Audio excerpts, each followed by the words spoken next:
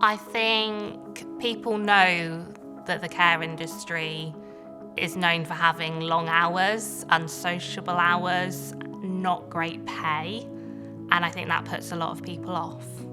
I could go and get just a normal job working in Tesco's for the amount of money that kind of we get paid. So I think for what we have to do, there's a massive responsibility with such a small pay attached to it.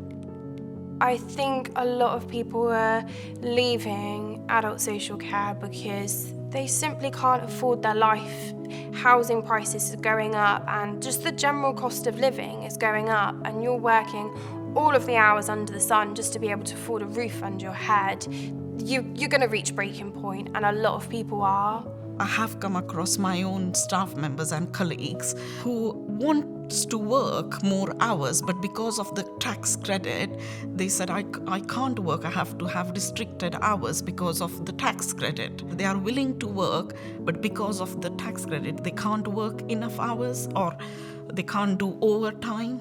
I think for carers like myself who already have a very tight schedule for the day, we need to try and see as many clients as we can. It needs to be looked at the travel time between these clients. We can have as little as 5 minutes, which isn't realistic. There's a lot more clients out there that don't maybe have care because we physically can't fit them in. I mean, I work, some weeks 50 before I've done up to 80 hours a week.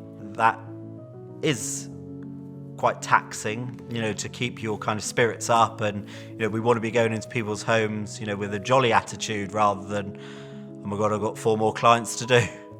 I think if more people came on board into the care industry, it would take a lot of pressure off the carers now. Maybe they wouldn't have to work so many hours, and if the load was shared out more evenly between people, it would make a huge difference. I think if somebody is into care, they need to develop in care, because most of them, I think, don't know what the scope is further available, what opportunities are there. I don't think they see it as a career. I don't think they understand that there is progression out there. I started as a care worker and I went to a senior, and now I'm a service manager, and there is the options of progression out there, but a lot of people don't understand that. I don't think a lot of people consider it as a career. A paramedic has said, "Oh, are you a nurse?" And I'm like, "Oh no," and they would just go, "Oh, you're just a care worker." So, I think we're viewed as being quite low down on the ladder. We are delivering really fundamental support, and without us, the NHS workers, their job would be so much harder, and I think we deserve the recognition as well.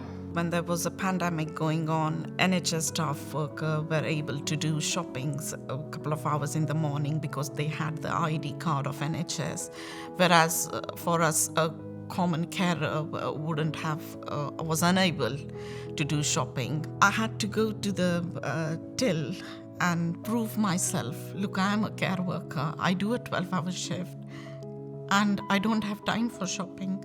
Giving us that little bit of recognition that the NHS have, which they deserve, and rightly so, it would potentially open people's minds to coming into care work.